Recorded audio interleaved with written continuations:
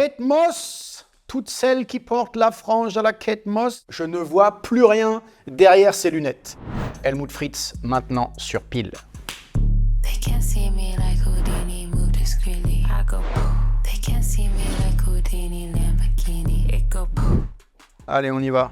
C'est parti. As-tu un rituel avant de monter sur scène? Il n'est pas politiquement correct. C'est le jag sans glace, cul sec. Voilà, vous savez tout. Donc, petit bourbon légèrement vanillé, qui brûle l'œsophage, qui donne du courage, qui explose dans l'estomac et qui transforme un individu lambda en une bête de scène. On enchaîne une spicy. As-tu déjà oublié ton portefeuille pour ne pas avoir à payer? Très honnêtement, jamais. En revanche, c'est arrivé à beaucoup de gens autour de moi, bizarrement, lorsqu'ils déjeunent ou lorsqu'ils dînent avec moi, en mode « Ah merde!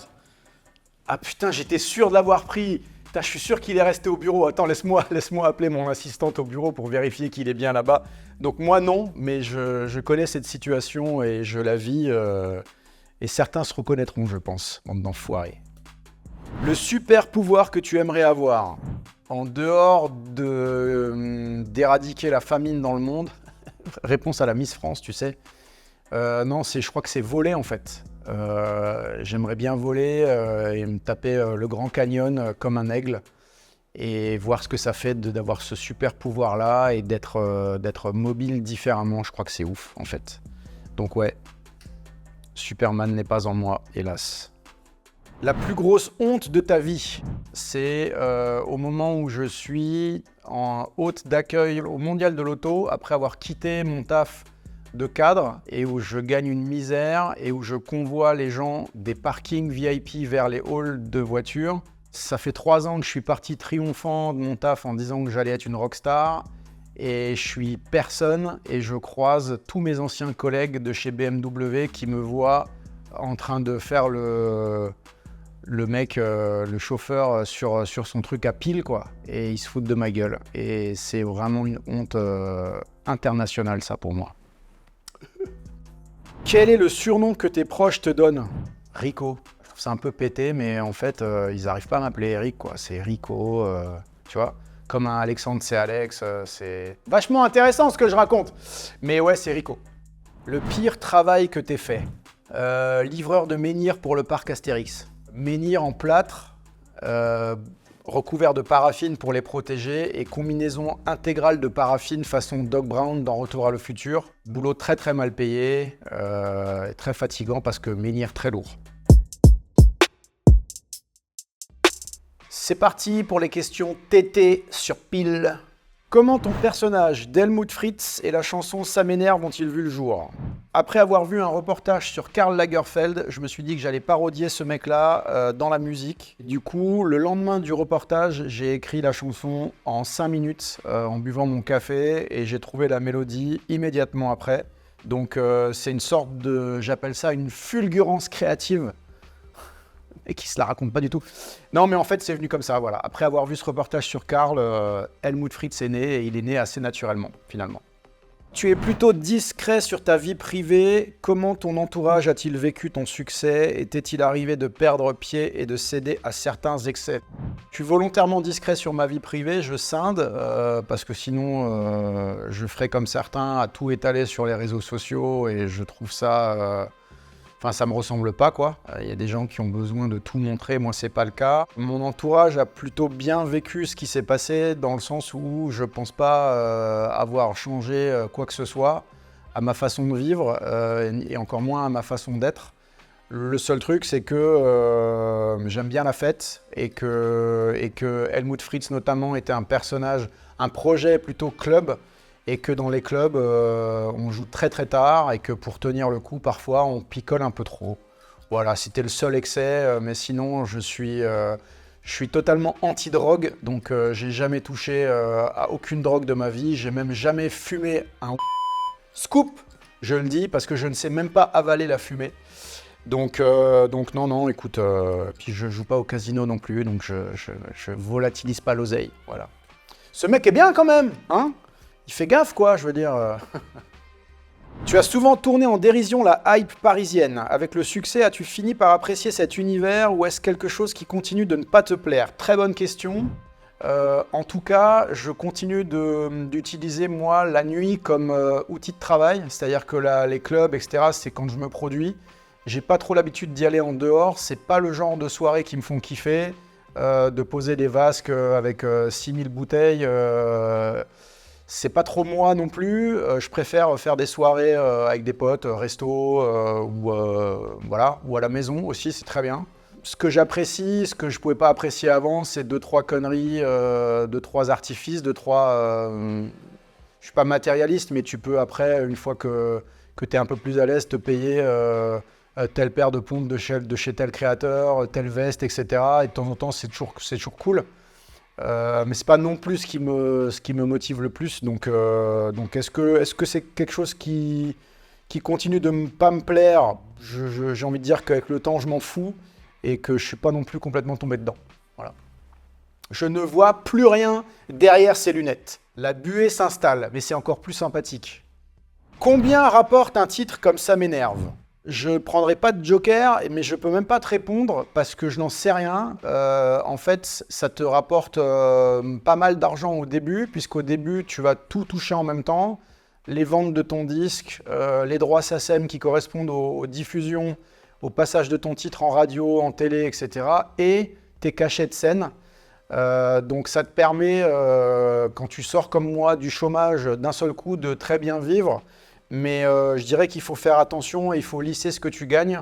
Et tu peux transformer ça en un bon salaire de cadre annuel. Mais en tout cas, tu ne deviens pas riche avec un titre.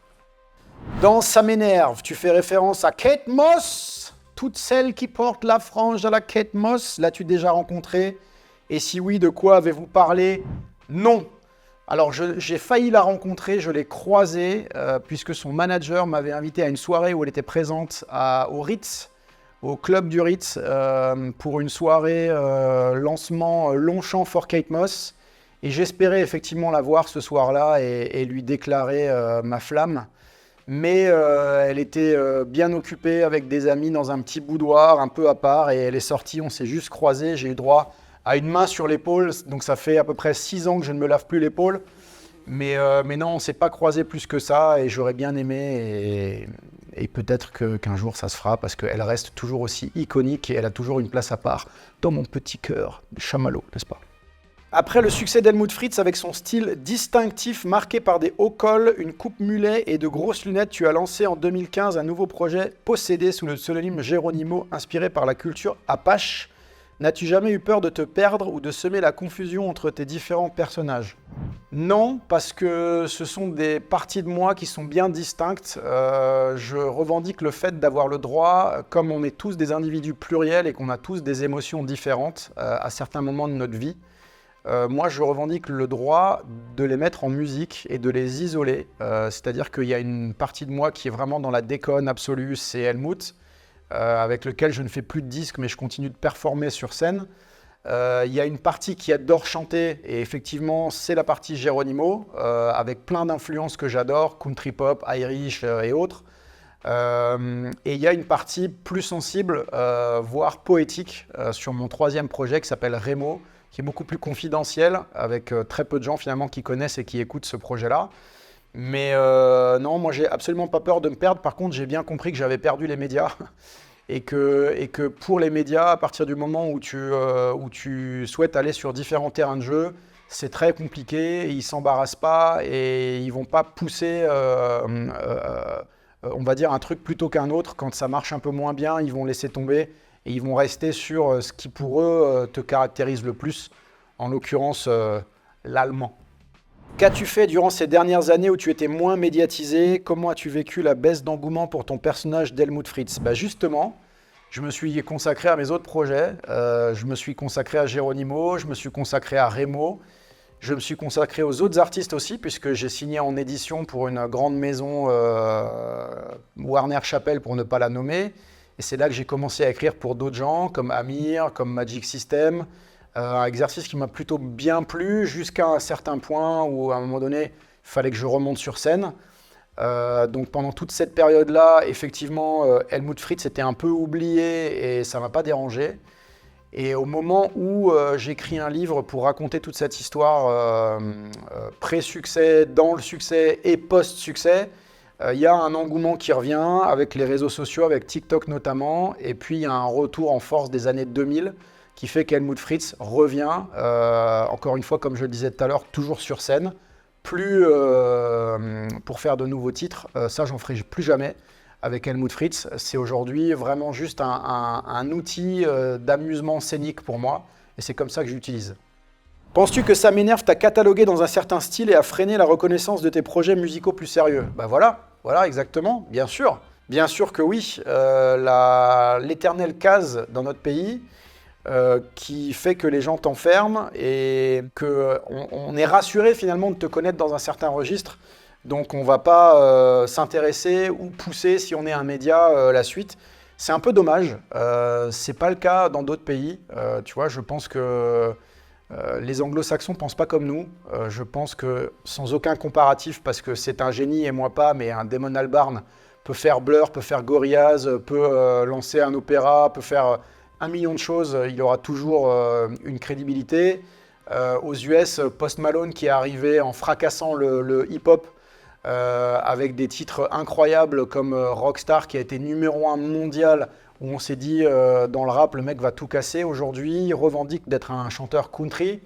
Il a complètement changé de style, il a changé physiquement, il a fait un album uniquement sur la country. Je ne suis pas sûr qu'il revienne au rap et ça pose de problème à personne parce que ce qu'il fait, il le fait bien.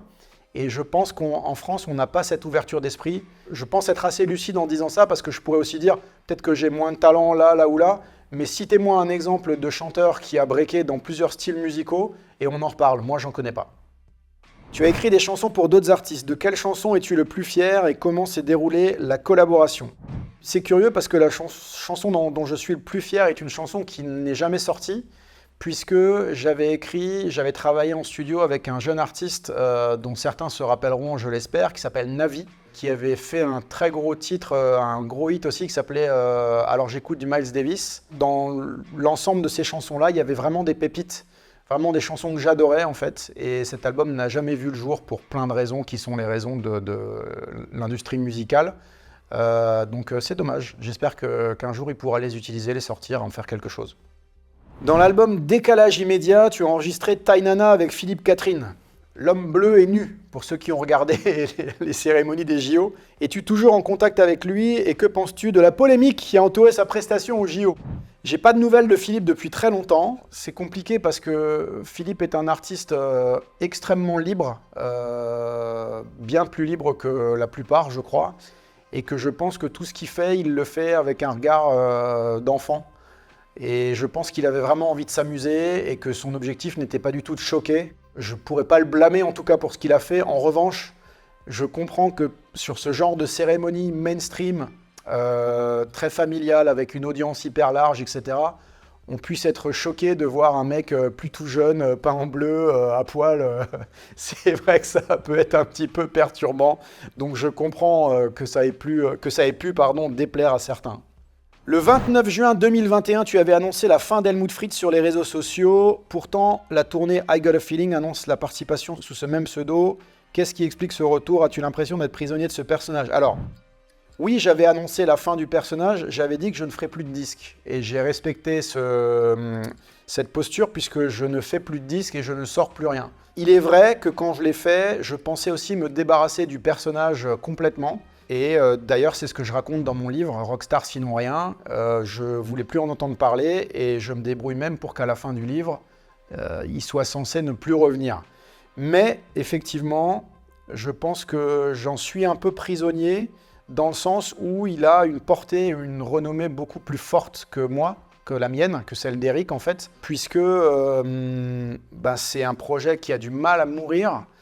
Et donc forcément le personnage avec lui, je dis souvent en rigolant, parce que c'est un pote qui m'a dit ça il y a quelques temps et j'ai trouvé que c'était très vrai, que Helmut Fritz c'est Chucky en fait. Et plus tu vas le buter et plus il va revenir.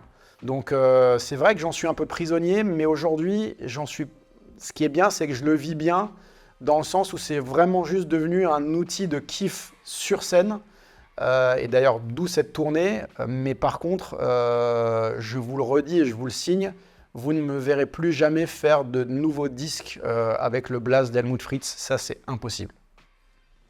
Uno.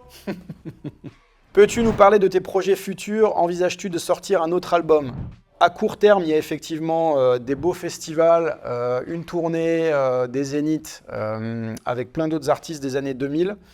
Mais par contre, je ne vais lâcher ni Remo, ni Geronimo. J'ai beaucoup de titres encore dans les tiroirs. J'ai des choses à dire avec ces personnages. J'ai des choses encore à créer.